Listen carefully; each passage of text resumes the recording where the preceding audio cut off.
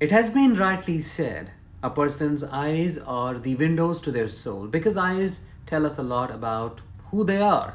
But when it comes to a narcissist, their eyes are the windows to their rottenness, their hollowness and emptiness, and ultimately their narcissistic core. They make certain eye movements and position their eyes in specific ways that display their narcissism, their grandiosity, and entitlement. Essentially, these eye movements and positions show us how they perceive you, the world, and their relationship with the environment. To understand this further, we are going to talk about 4 weird eye movements a narcissist makes and what they mean. Hi, I am Danish, a narcissistic abuse recovery professional. Before we get started, I have a question for you. What have you noticed in the narcissist's eyes? What have been your experiences?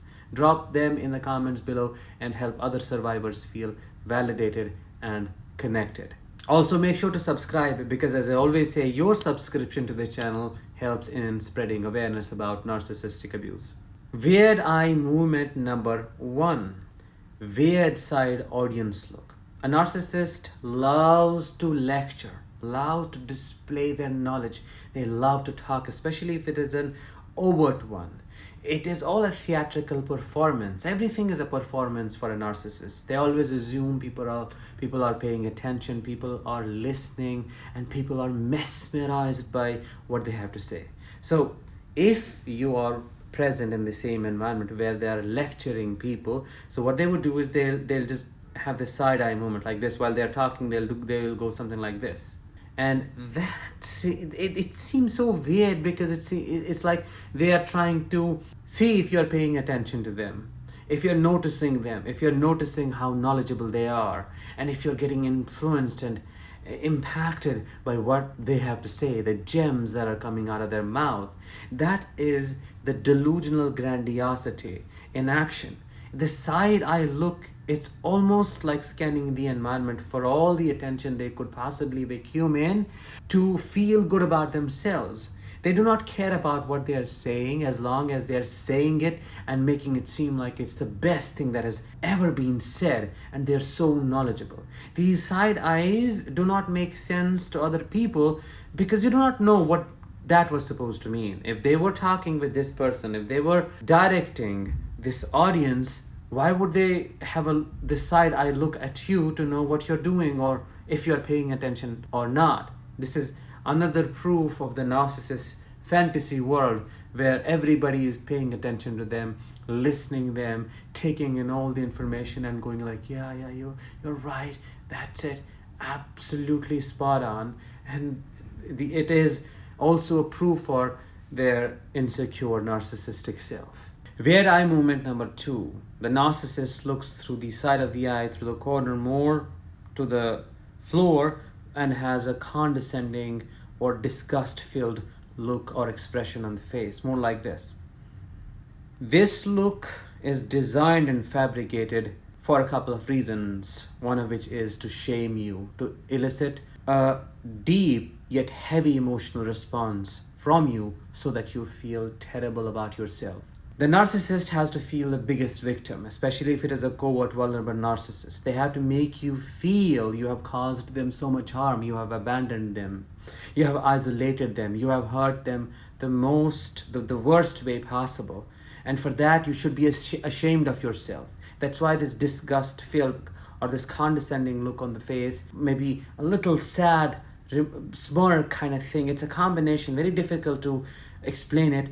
But this kind of look through the corner of the eye, more towards left or right, one of either of the sides, and with this facial expression, it's just almost like they are hitting you, battering you psychologically without putting a hand on you. This is why I say narcissistic abuse is pervasive. It breaks your soul, and sometimes without even the actual event happening. I mean, where something was said, something was overtly done. They just don't even have to touch you. With their abusive body language, I would say, they can just break you, tear you apart, and you can hate yourself without actually knowing what made you do that, what triggered that self-hatred.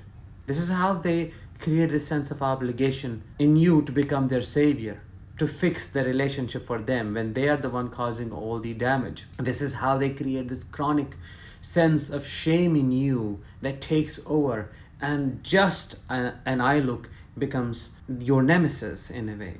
Strong enough to make you better yourself, gaslight yourself into thinking you are the worst human that has ever come to this earth, and now it's your responsibility to uplift their ego and make them feel better. Have you experienced something like this? Let me know in the comments. Weird eye movement number 3.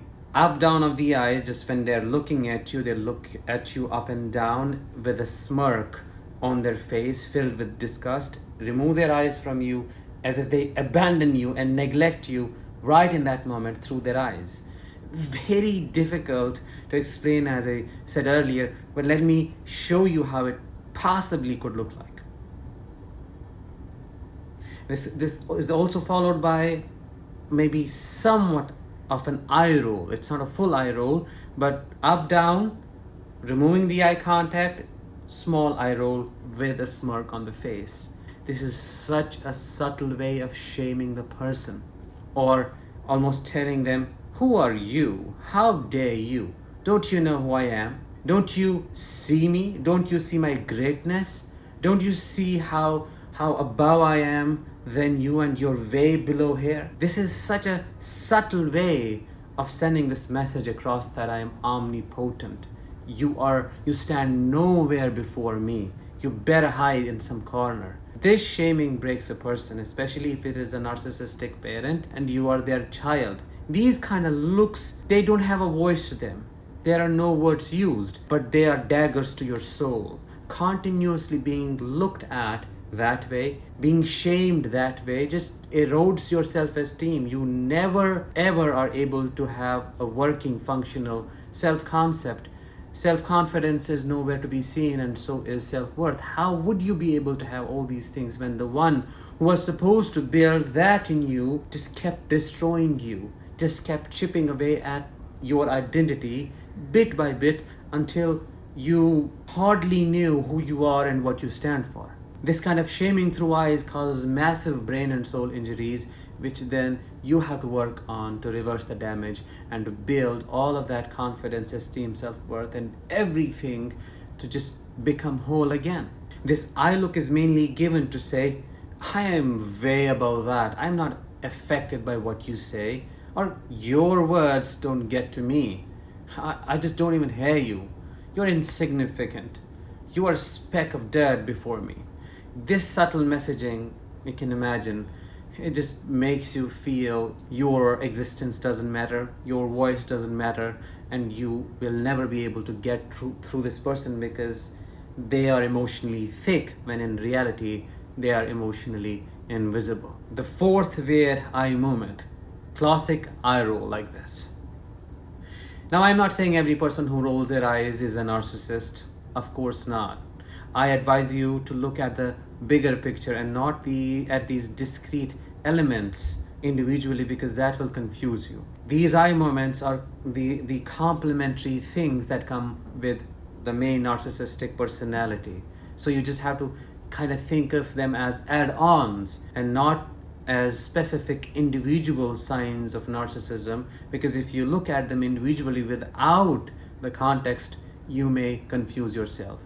I'm just describing them to help you understand that this is also abuse, this is what they also do, and this has a meaning behind it. Classic eye roll is definitely a way of shaming or telling you, here you go again with the same drama. They make you feel as if you are a broken record, or you're not letting go of the past, or you love to pester them, or you love to argue, or you are so complaining, or you're nagging, or you are clingy, or you just want drama, you just want to fight, you just can't let them live their life, or you're just making their life a miserable hell. All these things just make you feel so small within. It is such a destructive way of belittling a human being and making them feel so small within that they kill their voice on their own, they just diminish it. They stop bringing up these issues because they know they're going to get these eye rolls.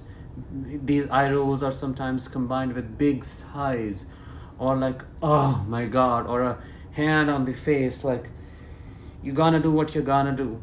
Those kind of remarks, as if you're such a burden on them. You are so thick in your head that you can't understand the basic simple things. What are the simple things they want you to understand? Don't point the obvious. Don't talk about the things that I'm doing. Come on. You're expected to be a doormat.